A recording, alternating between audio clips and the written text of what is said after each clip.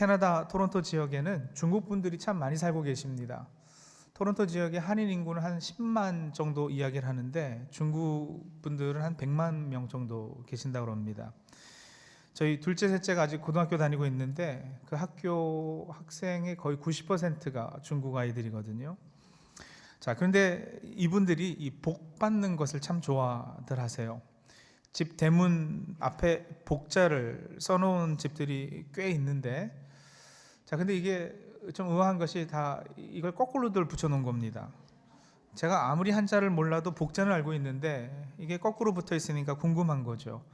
나중에 물어보니까 이런 의미라 그래요. 복이 하늘에서 우리 집으로 쏟아져 내려라. 예, 그래서 이렇게 붙여놓았다고 하는데, 중국 분들도 그렇지만 우리 한국 사람들도 옛부터 이 복이라는 거 무척 좋아했습니다. 어렸을 때 밥을 먹는데 숟가락에 무슨 그림이 있어서 보니까 그게 복자였고요. 한복에도 복자 무늬가 있었고 밥상 테두리에도 둘러가면서 복자 무늬가 있었습니다. 그 오복이라고 5가지 복도 어떤 분은 뭐 이가 아프지 않은 것도 오복 중에 하나다 이러시는데, 제가 알아보니까 부, 수, 강령, 고정명, 유호독 이렇게 5가지를 오복이라 합니다. 부, 돈 많은 것. 수는 오래오래 살아서 천수를 다하는 것. 강령은 건강한 것이고요. 고정명은 죽을 때도 편히 고통 없이 죽는 것. 유호덕은 덕을 많이 쌓는 것을 의미하죠. 너그럽고 베푸는 삶을 사는 것. 이렇게 5가지입니다.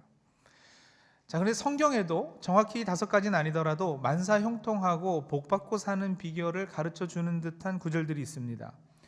오늘 우리가 같이 봉독한 말씀이 그 중에 하나입니다. 구약, 특히 그 중에서도 신명기에 이런 공식이 아주 두드러지게 나타나죠. 순종해라, 그러면 복 주겠다.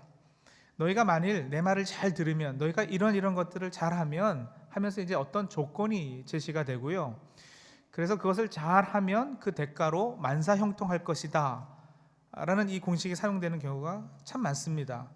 오늘 봉독했지만 다시 한번 보실까요? 신명기 11장 18절에서 20절은 조건이 나옵니다. 이러므로 너희는 나의 이 말을 듣고 너의 마음과 뜻에 두고, 또 그것을 너의 손목에 메어 기호를 삼고 너의 미간에 붙여 표를 삼으며, 또 그것을 너희의 자녀에게 가르치며 집에 앉아 있을 때든지 길을 갈 때든지 누워 있을 때든지 일어날 때든지 이 말씀을 강론하고, 또 내 집 문설주와 바깥문에 기록하라. 그리고는 21절부터는 복의 내용이죠. 21절이 어떻게 시작이 됩니까? 그리하면 이거든요. 그죠? 그러니까 조건이 제시되고 그리하면 하면서 복의 내용이 나와요. 22절은요, 다시 또 조건입니다. 너희가 만일 내가 너희에게 명하는 이 모든 명령을 잘 지켜 행하여 너희 하나님 여호와를 사랑하고 그의 모든 도를 행하여 그에게 의지하면, 그러면 이제 복의 내용은 23절이죠. 여호와께서 그 모든 나라 백성을 너희 앞에서 다 쫓아내실 것이라. 너희가 너희보다 강대한 나라들을 차지할 것인즉 너희의 밟는 곳이 다 너희의 것이라. 자, 이런 공식을 우리가 if then statement다 그렇게 부릅니다. if, 만일에, 만약에 너희가 내 말을 잘 들으면, then, 그러면 내가 너희에게 복을 줄 것이다. 여러분, 이제 한 자리에 앉으셔서 신명기를 쭉 한번 읽어보시기 바랍니다. 모세가 가나안 땅 입성을 눈앞에 두고 있는 이스라엘 백성에게 간절하고도 안타까운 심정으로, 마치 어린아이들 물가에 내어놓는 부모의 심정으로 설교하는 내용이 신명기 책입니다. 이 신명기에서 하나님께서는 모세를 통해 계속해서 이 if then의 공식을 사용하시는데, 자, 근데 여기에는 약간의 오해의 소지가 있습니다. 우리가 자칫 잘못 오해할 수 있는 것은 무엇이냐면, 그러면 순종하는 것은 복 받는 것의 전제 조건인 양 생각이 되는 것이죠. If you 순종, then you get 복 이랬잖아요. 그죠? 저희 아이들은 다 미국에서 태어났는데요. 이 아이들이 말을 이렇게들 해요. 큰애가 둘째를 때리니까 우리 둘째가 뭐라 그러냐면 Stop 때ring me. 형아 stop 때ring me 이랬고요. 막내가 하루는 잘 안 보이길래 제가 불렀더니 위층에서 아빠 I'm 똥누잉 뭐 이러거든요. 가끔 이렇게 섞어주는 게 더 이렇게 귀에 쏙 들어옵니다. 자, if you 순종, then you get 복. 여러분, 이 중에서 그러면 순종과 복, 이 중에서 어느 것이 수단이고 어느 것이 목적같이 들리세요? 순종하면은 복 받는다, 이 공식대로라면 순종은 그저 수단이고 복 받는 것이 목적같이 들리지 않으세요? 근데 이게 과연 성경적이겠느냐? 저는 이제 이 질문을 좀 하고 싶은 겁니다. 아니, 목사님, 신명기를 포함해서 성경 여러 부분에 이런 공식이 나오니 순종은 수단이죠, 복 받는 것이 목적이겠네요 하고 우리가 오해하는 것도 무리는 아니겠습니다만, 여러분, 그렇지 않습니다. 순종한 만큼 복 받고 순종하지 않은 만큼 덜 복 받고 혹은 순종하지 않은 만큼 벌 받고 하는 공식은 사실 성경적이지 않습니다. 내가 무엇을 하고 안 하고에 근거해서 어떤 보상이 주어진다면 그건 율법주의죠. 내가 근거가 되니까요. 순종하는 삶 그 자체가 복받은 삶이지, 순종한다고 복받고 순종이 복받는 것의 전제 조건이 되고, 그건 아닙니다. 복음은 그렇게 이야기하지 않습니다. 우리가 행위로 구원받는 것이 아니다, 하지만 은혜로 구원받은 사람은 이제 드디어 순종의 행위가 가능해졌다, 그렇게 말하지 않습니까? 그리고요, 구약에서는 이 복받는다 할 때 우리가 상당히 그 세상적이고 세속적이고 제한적인 의미에서의 복을 먼저 생각을 하게 되거든요. 순종하면 복받는다를 많은 우리 교인들이 어떻게 의식적으로 또 무의식적으로 생각을 하느냐면, 내가 열심히 기도하고 교회 열심히 다니고 또 헌금 열심히 잘하면 그러면 부자도 되고 우리 아이들 좋은 대학 들어가고 병도 안 걸리고 건강하게 오래 살 것이다, 이렇게 생각들 하시는 거예요. 물론 그게 다 틀리다는 할 수 없겠지만, 문제는 우리의 신앙이 그 이해를 뛰어넘지 못하고 그 이상을 추구하지 못하는 것에 있습니다.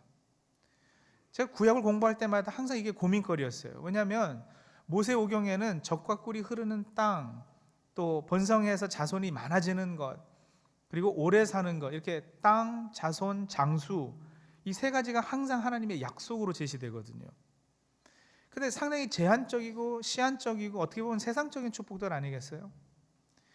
만약에 하나님을 섬기고 순종하는 목적이 이런 세상적 축복을 받는 것이면 물 한 그릇 떠놓고 비나이다 하는 거하고 이게 무슨 차이가 있겠느냐라는 거예요. 우리가 믿는 신앙은 다르다, 좀 고등종교 아니냐, 이런 이야기들 우리가 들어왔는데 전혀 이렇게 되면 차이가 없게 돼요. 예수 잘 믿으면 물질적인 축복받고 만사형통해서 잘 산다, 이 말이 아주 틀린 말은 아닐 수도 있습니다. 그러나 과연 기독교의 본질이 이것이겠느냐라는 질문이죠. 하나님께서 왜 이런 복을 그러면 약속을 하셨는지, 그 약속의 본질을 깨닫지 못하면 여러분, 우리 신앙은 기복신앙으로 흐를 수 있고요, 물 한 그릇 떠놓고 비나이다 하는 그 수준에서 크게 벗어나지 못할 수도 있습니다. 그렇기 때문에 이 질문, 하나님께서 왜 구약 백성에게 이런 세상적 축복을 약속으로 하셨을까? 그 이유가 뭘까? 이걸 이제 우리가 한번 살펴봐야 하는 것이죠. 가나안 땅을 이스라엘 백성들에게 약속하셨습니다만, 여러분, 하나님 편에서 이스라엘을 향해 가지시는 궁극적인 목적이 가나안 땅 주는 것 그 자체였을까? 전 그렇지 않다고 생각합니다. 자, 이렇게 설명을 드리면 좀 이해가 쉬울까요? 작년에 왔을 때도 짤막하게 제 간증을 잠깐 말씀을 드렸는데, 저는 중학교 2학년을 마치고 부모님 손잡고 미국으로 이민을 왔습니다. 그리고 미국 와서 거의 15년을 불법 체류자 신분으로 고생을 많이 했어요, 온 가족이. 고등학교 2학년을 마칠 무렵에 부모님이, 제가 메릴랜드 볼티모어에 살았었는데 볼티모어의 흑인 동네 이제 그로서리 가게를 시작을 하셨습니다. 근데 당시 어머니는 이민 온 지 위출혈로 4번 입원하실 정도로 몸이 약하셨기 때문에 일을 하지 못하시는 거예요. 그렇다고 사람을 둘 형편은 안 됐고, 아버지 혼자 가게를 하실 수가 없고 해서 가족 회의를 해서 장남인 네가 좀 도와라, 그래서 고등학교를 휴학을 했습니다. 그리고 아침부터 나가서 가게를 도와드렸죠. 그렇게 하다가 감사하게도 딱 1년이 지난 후에는 이제 사람을 둘 수 있어서 학교로 돌아가게 생겼는데, 고등학교 2학년 이제 이었기 때문에 이제 대학 갈 준비를 해야 되잖아요. 근데 이제 신분도 문제였지만 제 친구들은 SAT 학원도 다니고 놓고 입학 준비를 했는데 저는 그럴 시간이 여유가 없었던 거예요. 대학 갈 준비를 하나도 하고 있지 못하니까 부모님이 옆에서 안타까우셔서 저에게 이런 제안을 하셨어요. 이렇게 동기부여를 하신 거죠. 너 이제부터라도 공부 열심히 해서 대학 들어가면 차 한 대 사줄게. If you 공부 열심, then 차 한 대. 이렇게 된 거예요. 자, 부모님이 저에게 이런 약속을 하신 이유를 한번 생각해 볼까요? 부모님 편에서의 궁극적인 관심과 목적. 제가 공부 열심히 해서 대학 들어가서 결국에는 훌륭한 사람이 되는 것. 그 부모님이 바라시는 거 아닐까요? 그게 목적이면 여러분, 차 사준다는 것은 뭐였을까요? 그 수단이죠. 수단이었어요. 저희 부모님이 더 부자였으면 아마 집 한 채 사줄게. 뭐 이러셨을 수도 있을 것 같아요. 그 약속, 복의 약속은 그저 수단이었을 뿐이에요. 만약에 제가 그런 부모님의 의도를 제대로 이해 못하고 차 한 대 얻는 것만을 목적 삼았기 때문에 공부해가지고 이제 대학 들어가자마자 차 한 대가 생겨서 그 이제 대학은 때려쳐도 되겠다 하고 안 다니기 시작하면 여러분 부모님의 마음이 얼마나 아프실까? 자, 다시 하나님과 그 백성의 관계로 돌아와서 생각해 볼까요? If you 순종, then you get 복. 어느 것이 수단이고 어느 것이 목적일까요? 아직도 순종은 수단이고 복 받는 것이 목적으로 생각이 되세요? 아니죠. 땅 주겠다, 자손이 모래알같이 많겠다, 그 땅에서 장수할 것이다, 이런 약속들은 다 수단입니다. 목적은 우리가 하나님께 순종함을 배워서 점점 더 온전한 하나님이 사람이 되는 것, 제대로 된 하나님 나라 백성이 되게 하시는 것, 이게 하나님이 가지신 목적이에요. 세속적인 약속들, 축복의 약속들은 하나님을 의지하고 믿게끔 하기 위한 훈련의 도구이고 수단들입니다. 목적은 다시 말씀드리죠. 성숙하고 올바른 모습의 신앙인이 되는 것, 하나님하고 깊은 사랑의 관계에 맺는 상태 있게 되는 것, 바로 그것입니다. 그런데 문제는 이것이 뒤에 바뀔 때, 수단과 목적을 바꾸어 우리가 알고 있을 때, 그래서 가나안 땅 그 자체가 우리가 신앙생활하는 목적이고 모래알 같은 많은 자손을 가지는 것이 목적이고 장수하는 것이 목적이고, 그리고 신앙생활, 신앙의 행위들, 예를 들어서 주일 성수하고 금식하고 기도하고 봉사하고 헌신하는 것이 다 그저 수단으로 사용된다면, 그러면 우리는 하나님의 의도를 전혀 못 알아들은 것이고, 그렇게 신앙생활하는 모습에서 하나님의 마음은 아프실 수밖에 없을 겁니다. 여러분, 같은 맥락인데요, 이런 질문을 한번 해볼까요? 하나님께서는 우리를 도구로 사용하셔서 하나님의 일을 이루시고 하나님의 나라를 세우십니다. 맞을까요? 틀릴까요? 이제 제가 막 속일 것 같죠, 그죠? 대답을 못 하시지. 하나님께서 우리를 도구로 사용하셔서 하나님의 일을 이루어 가신다. 그러면요, 하나님의 목적은 하나님의 일이 잘 되는 걸까요? 그래서 우리가 그저 도구, 제가 그렇게 표현했잖아요. 우리를 도구로 사용하셔서. 아니면 우리가 목적이고 우리를 목적 삼으셨기 때문에 일을 맡겨주시고 하나님의 사역들을 감당케 하시는 걸까요? 말장난 같지만 사실은 말장난이에요, 그죠? 그지만 여러분, 그 미묘한 차이 가운데 아주 엄청난 교훈이 숨겨져 있습니다. 하나님 나라가 이 땅에 온전히 세워지면 그 나라 백성이 되고 왕노릇할 사람들이 과연 누굴까요? 우리요. 그러면 우리가 하나님 나라 백성으로 온전히 세워지는 것이 먼저이겠습니까? 아니면 이 땅에 하나님의 나라를 세우는 것이 먼저이겠습니까? 이스라엘을 가나안 땅에 들여보내는 것이 하나님 편에서는 급한 일일까요? 아니면 이스라엘이 가나안 땅에 들어가서 하나님 백성답게 살게끔 훈련시키시는 것이 하나님께서는 더 우선시 되는 일일까요? 무슨 얘기인지 아시겠어요? 아브라함은 땅을 주시겠다, 자손을 주시겠다, 언약을 받은 사람이에요. 근데 진짜 그가 죽을 때는 약속의 땅 중에 자기가 묘지로 쓴 땅만이 자기 땅이었습니다. 모레알 같은 자손을 주시겠다 했는데 겨우 100살에 이삭 하나 낳아요. 이스라엘 백성은 가나안 땅을 약속으로 받았는데 무려 40년을 광야에서 헤맵니다. 주시겠다 하고 왜 그렇게 뜸을 들이실까요? 우리의 삶에서도 마찬가지죠. 예수 믿으면 만사 형통할 줄 알았는데 때로는 왜 이렇게 삶이 힘듭니까?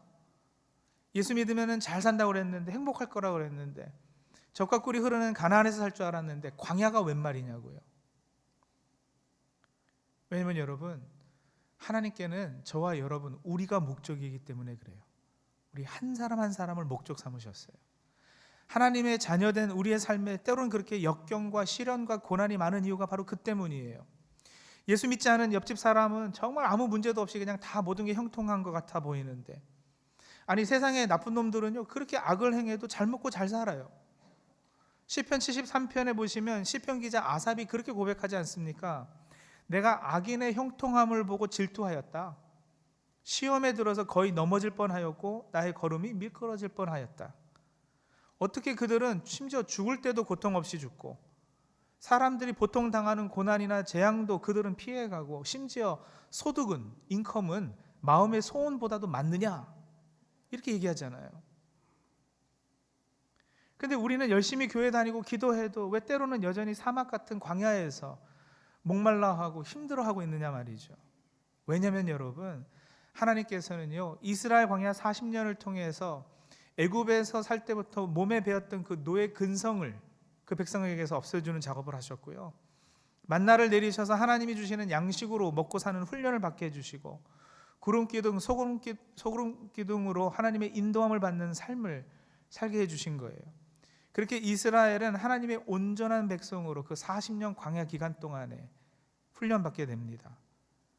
그리고 그런 그들에게 약속되었던 것, 그들이 그것을 바라보고 동기부여 삼을 수 있게 했던 것이 젖과 꿀이 흐르는 땅, 모래알같이 많은 자손, 그리고 그 땅에서 장수하는 삶이었던 것이죠. If you 순종, then you get 복. 땅, 자손, 장수, 이 공식이 사용된 진짜 의미는 바로 그것입니다. 성도님들, 우리의 삶도 마찬가지예요. 때로는 세상이 광야여야 그것도 오히려 연단되어지고, 그래서 정금같이 우리가 나올 수 있는 것이고요, 거기서 훈련되어진 후에야 진정한 하나님의 나라 가나안 땅에 들어가서 하나님 나라 백성답게 살게 되는 것입니다. 살다 보면은 그래서 이런 일도 있고 또 저런 일도 당하고 하는 거예요. 예수 믿는다고 어려운 일이 피해가거나 사실 그러지도 않습니다. 건강이요, 있다가도 한순간에 나빠질 수도 있고요, 돈, 그것도요 믿을 게 못 되죠. 있다가 없어지기도 하고 하니까요. 제가 예언의 은사는 없습니다만 100% 이루어질 예언 하나 해드릴까요? 이 자리에 앉아 계신 모든 분들은 언젠가는 병에 걸려 언젠가 나이 들어 하나님의 부르심 받게 됩니다. 기분 좋은 예언은 아닙니다만 다 그게 우리 누구도 피해갈 수 없는 순서이거든요. 자녀들이 말을 잘 듣고 자라줄 수도 있고 그렇지 않을 수도 있고요. 그리고 여러분, 우리는 이런 삶의 여러 가지 문제들, 이슈들, 아픔들 때문에 무엇을 해요? 믿는 사람들은 그것 때문에 하나님 앞에 엎드리고 매달리고 기도하잖아요. 땅, 자손, 장수의 문제로 하나님 앞에 나아가는 계기들이 생기는 거 절대 잘못된 것이 아니에요. 하나님이 사용하시는 방법이라니까요. 그런 삶의 문제들 해결을 위해 우리가 하나님께 매달리고 기도하는 거, 하나님께서 기뻐하시고 하나님께 사용하시는 방법이에요. 그렇기 때문에 성도님들, 혹시 이 자리에 몸이 아프시고 병들어 계신 분 계세요? 하나님은 치유의 하나님이십니다. 꼭 나의 병든 몸 치유해 주실 것 믿고 기도하시기 바랍니다. 사업이 어렵고 재정적으로 힘들어지셨어요. 풍성한 삶을 살게 해주시겠다는 약속하신 하나님 믿고 의지하시기 바랍니다. 자녀들 때문에 기도하고 계세요? 교회를 떠나 지금 있습니까? 우리 자녀들이 근심하지 마시고요, 기도하시면 믿음의 가정에서 자란 아이면 분명 때가 되면 돌아옵니다. 삶이 고통스럽고 힘드십니까? 믿음으로 인내하시고 환난 중에도 함께 하신 하나님께 꼭 붙어 계십시오. 아버지 되신 하나님께서 왜 좋은 것으로 우리에게 주시지 않으시겠어요? 하지만 성도님들, 제발 수단과 목적을 헷갈리지는 마시기 바랍니다.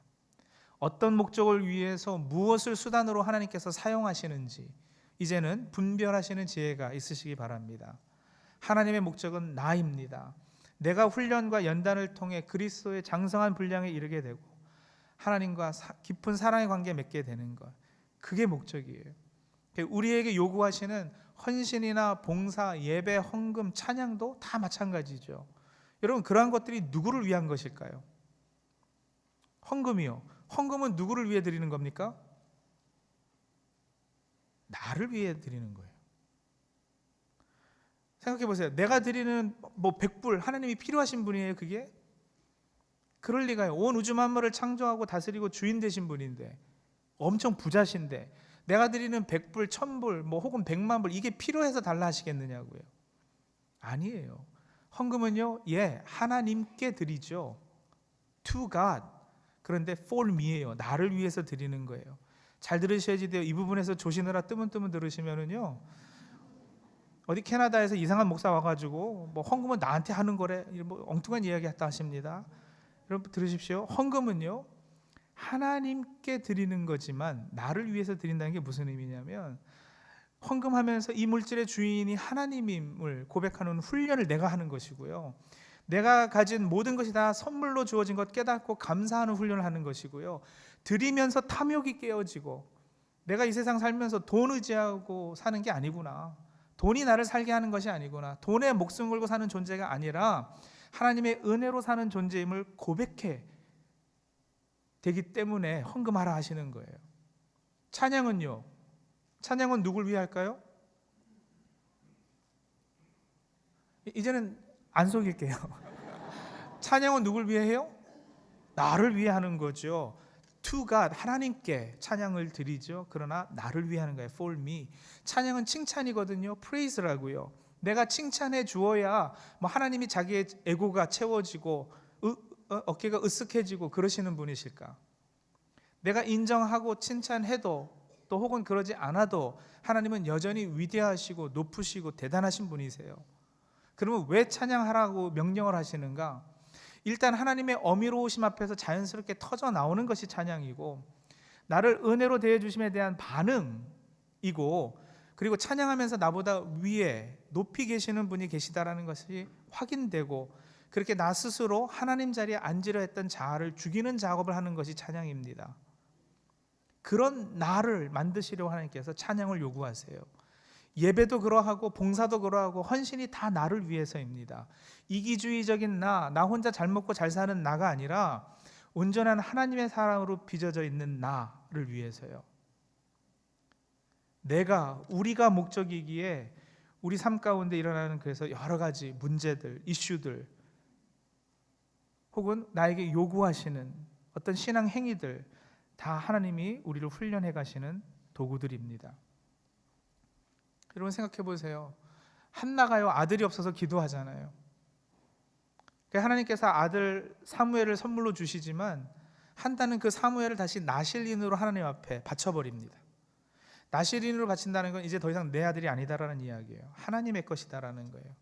그러니까 여러분, 기도 전과 기도 응답 후가 달라진 것이 하나도 없게 되었어요. 한나는 아들 없어서 기도했는데 아들을 하나님께 바쳐서 내 자식이 아니라 했으니까 아들이 없잖아요. 바뀐 게 없어요. 그런데 여러분, 사실은 그 기도라는 과정을 통해서 하나님과 깊은 관계가 맺어졌기 때문에 하늘과 땅이 바뀐 것처럼 모든 것이 바뀐 게 된 거 아니겠어요? 마찬가지예요. 가나안의 약속은요, 사실 땅의 약속이 아니에요. 땅은 여기 땅이든 거기 땅이든 선 하나 거놓고 여기다 저기다 무슨 의미가 그렇게 있겠어요?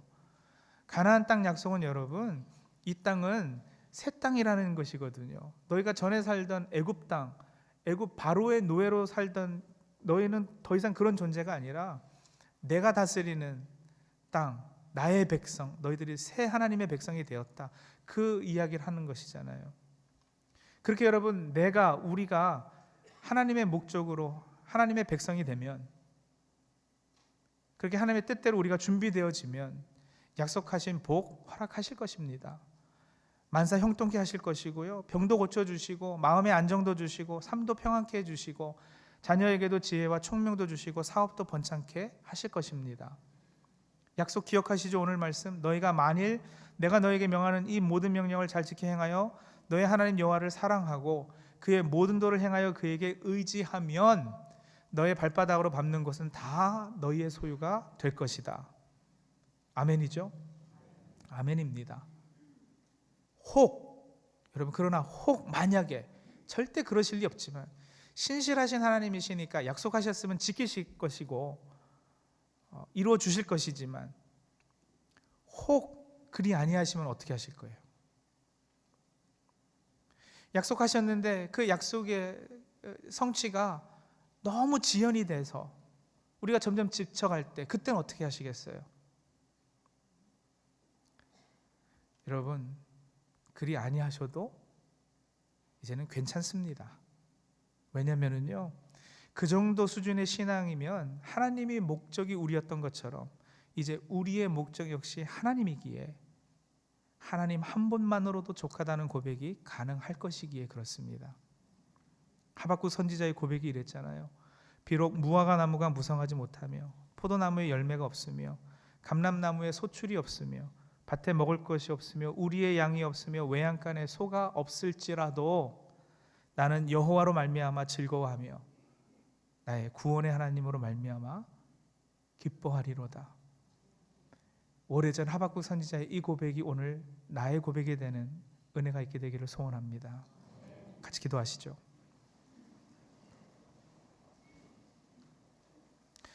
성도님들, 오늘 주신 말씀 붙잡고 우리 조용히 묵상 기도하시겠습니다. 우리 입으로 읊조리는 소리로 한번 이렇게 한번 자신을 성찰하고 기도하시죠. 그동안 신앙생활 하시면서 무엇을 수단 삼고 무엇을 목적 삼으셨습니까? 주일 성수하고 열심히 기도하고 때로는 금식하며 하나님 앞에 기도하고 또 헌금하고 봉사했던 그 모든 것들이 그 자체로서 기쁨이셨습니까? 그 자체로서 하나님과 깊은 관계 맺게 되기 때문에 그런 과정들을 통해서 그것이 목적이었습니까? 아니면 그것을 통해서 무언가 하나님께로부터 더 얻어낼 것이 있어서 그리하셨습니까? 수단과 목적이 뒤바뀌면 우리를 바라보신 하나님의 마음은 아프실 수밖에 없죠. 혹이라도 그동안 우리의 그런 신앙의 모습 때문에 하나님께서 마음이 아프셨다면 우리 시간에 하나님 앞에 회개하고 그리고 기도하며 나가실 때 하나님, 수단과 목적을 되바꾸지 않게 도와주옵소서. 나를 목적 삼으신 하나님이신데 이제 나도 하나님 한 분만을 목적 삼고 신앙생활 할 수 있도록 도와주옵소서. 하나님께서 약속하신 것 신실하시니 응답해 주시겠죠. 언젠가 허락하시겠죠. 그러나 그리 아니하셔도 하나님 한 분만으로도 족합니다. 그 고백 진심으로 할 수 있도록 도와주옵소서. 우리 시간에 그렇게 하나님 앞에 고백하며 나아가도록 하죠.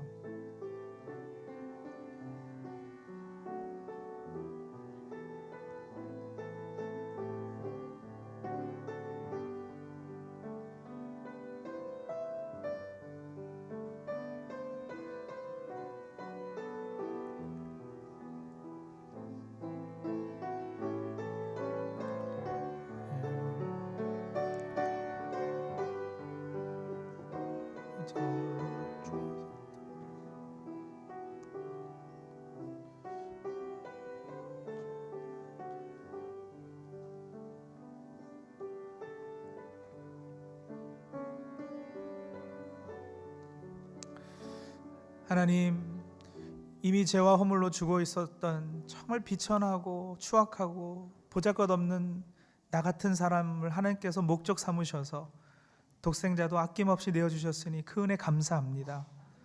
하나님, 그렇게 하나님의 목적된 우리들인데 우리는 신앙생활하면서 여전히 하나님께 받아낼 것, 얻어낼 것, 그것들을 기대하며 신앙생활 해왔던 그런 잘못된 모습들이 있었습니다. 이 시간에 하나님 앞에 고백하고 회개하며 나아갑니다. 하나님, 이제는 우리도 하나님 한 분만을 목적 삼는 신앙생활 할 수 있도록 도와주시옵소서.